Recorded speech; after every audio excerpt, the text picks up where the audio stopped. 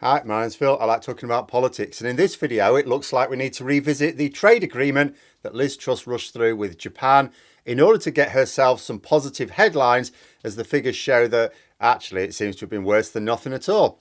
But first, if you'd like to be notified of daily news and politics, please subscribe to the channel and click the bell notification icon. So, first of all, we had a former cabinet minister recently, George Eustace, saying that our trade agreement with Australia is terrible for the UK. And now the trade figures are showing that the Japanese trade deal is very bad as well. Who'd have thought it? Mind you, with the trade agreement with Japan, even the government couldn't hide the fact it was going to be terrible from the very start. There were three big clues to this, from what I recall, which I did discuss at the time.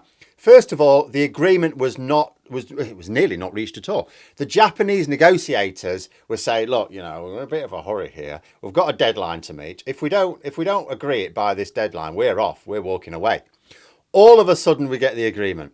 So it was clear, without knowing any of the detail, which was being kept very much under wraps at the time, that Truss panicked and agreed to whatever Japan wanted in order to get her headlines in the Daily Express. The second big clue was when the government were trying to point out how good it was by comparing it with the trading arrangements that the EU had with Japan several years earlier. But why didn't they compare it with the agreement that the EU had with Japan at the time? The one we would have also had if we hadn't left the EU. If you're trying to claim Brexit wins, why not compare it to what we would have had if we'd have stayed in the single market at least? That was highly suspicious. Then the third clue was when Labour's Emily Thornberry repeatedly asked Truss in the House of Commons to name one feature of the deal that was better than the one the EU had arranged. And she wasn't able to give an answer. I mean, even if the overall deal is worse, which it was always going to be, couldn't she have mentioned one tiny little aspect of it that was a plus point at least? Just one tiny one? Apparently not. But that was all the hypothetical stuff. As with everything related to Brexit now, we no longer need to try and persuade people to listen to the experts as much. Well, the data's rolling in. It's rolling in all the time. And the news now is that 2 years after signing the deal, our exports with Japan have actually gone down. Yeah, you heard that right. I don't mean they haven't gone up as much as other EU's countries' exports to Japan with their better trade deal. No, I mean actually gone down compared with when we had nothing at all. In other words, the data may well suggest that the deal we signed was actually of negative value overall. And that's for both goods and service exports. Now, that's a bit of a bugger, because when you look at the government's economic impact assessment for the agreement, which was updated early last year, page 38 gives the impression that there's some give and take in the deal, as you'd expect. It reckons the deal is better for the UK when it comes to exports of agri-foods. Or there's non-tariff measures on industrial products and services as well. So then to be told that our exports of both goods and services went down after we signed the deal, that's a goof right there. This isn't even just about Japan pulling car manufacture out of the UK and moving it back home. A lot of people make a lot of that. You don't necessarily have to. Like when you agree trade deals, there's obviously give and take. The idea is that both sides get something out of it and it works out better for each overall. But that does mean for each one taking a hit in one part of your economy in order to gain elsewhere and for the gains to outweigh the hits, in which case it's sort of worth it. That being said, what I would say, though, is let's say the deal had meant the hit was felt by the car industry, which is active largely in the north of England and Wales, and the winners were, say, legal services in London, you would still question the wisdom. Because even if it meant an overall small boost to the economy as a whole, you would be taking productivity from the already struggling north and loading it up more on the already successful south. But we didn't even get that. I mean, when Truss was trying to big up the deal, she talked a lot about the services. Services and cheese, that's what the deal was all about. And you sort of could accept it. If it did boost growth in services, it could compensate for a loss of trading goods. But both goods and services have been hit by the deal. How did that happen? Because I get the goods being a mess. Of course it was going to reduce Japanese commitment to our car industry. Why? Yeah, they can build them in Japan and ship them over here. Okay, extra transport costs and so on. But the thing is, if they build them in Japan, they can also ship them over to the EU. Whereas if they build them in the UK, they can sell them in Britain quite easily. They can try and sell them in Europe. That's not so easy. And as for there being a benefit to agri-foods, behave yourself, as I say, Liz Truss kept banging on about cheese.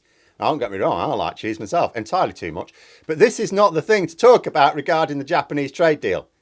You know, not only are they famously lactose intolerant, somewhat limiting the potential growth and export for cheesy comestibles, but the deal didn't even let us export more cheese anyway. Because the deal includes quotas still, and we didn't get our own quotas, we don't have our own. The deal lets us use whatever quotas are left over from the EU. So if EU countries, who also famously produce a lot of very nice cheese, if they were to collectively ever use up their quotas for cheese exports to Japan, we wouldn't be allowed to export at all.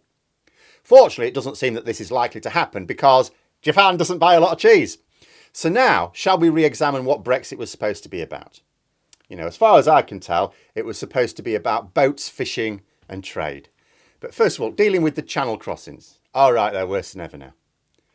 Of course they are. Not only is the government not putting in place proper asylum facilities, which has got nothing to do with Brexit, just Brexit thinking, but we've left the Dublin Agreement that allowed us to share out asylum seekers around the EU.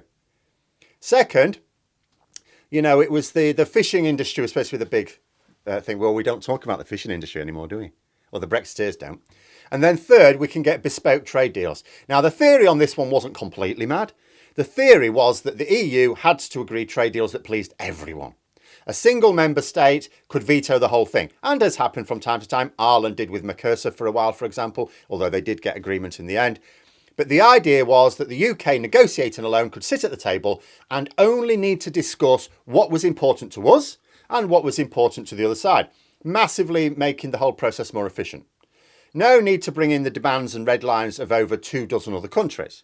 And you go, okay, that makes sense, that's fine. Only there was a small flaw in the plan, actually two small flaws. The first was that our buying power had massively decreased. That meant that although, yes, we can just talk about what interests us and the other side, absolutely be more efficient in the areas of trade that we're going to discuss, we lacked the leverage to get a good deal on those areas.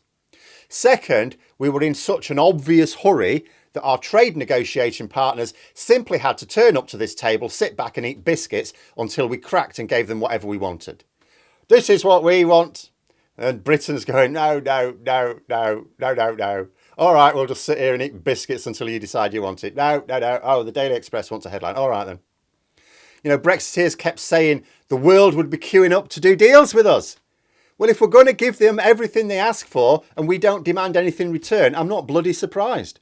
But like I say, it's no longer hypothetical. The results are in. The deal has made our exports even worse. The same will be true of every trade agreement because we approach them in the same way and the same trading gravity applies. Even the government's economic assessment reports basically say that our trade deals are worthless. You know, it's like in the margin for error, there's a possibility of a slight GDP boost in maybe 15, 20 years with the trade agreements we're working on. Tiny, tiny boost. But that's within the margin for error. With some of them, it could actually be negative. And indeed, with Japan, it has been negative. You know, we lack enough experienced negotiators to be carrying out all these trade negotiations all at once. The government are reckless, weak and desperate. And the public are not expressing any real anger, even when they find out we've been stitched up with the trade deals. I mean, like, you take the farming and fishing industry. They know they've been shafted. They've done nothing. Where are the protests? There aren't any. And just to finish off, because I'm not sure I really pointed out just how bad this trade agreement is reported to be. See, when the report says that our exports fell, what they're doing is they're looking at our exports to Japan, goods and services in 2021, and saying it fell compared to 2020. The year of the emergence of plague, when the world basically stopped producing very much at all for several months. The deal was so bad, it didn't just make exports go down compared to a normal year, but compared to the worst trading year in modern history. Without any deal, our exports should have gone up in 2021 compared to 2020. Of course they should have done. But no, not even with a shiny free trade agreement. And that should be a warning, at the very least, not to be bowled over by use of the term free trade agreement. It's nothing special. It's a grand name that generally means very little. There's nothing free about the trade in an FTA. And as we've seen here, get it wrong, and a free trade agreement can actually be worse than nothing. But there we are. Those are my thoughts. Let me know yours in the comments below. I hope you found the video interesting. If you did, please click the like button. If you'd like to support the channel further, the join button for memberships. And until next time, I'll see you later.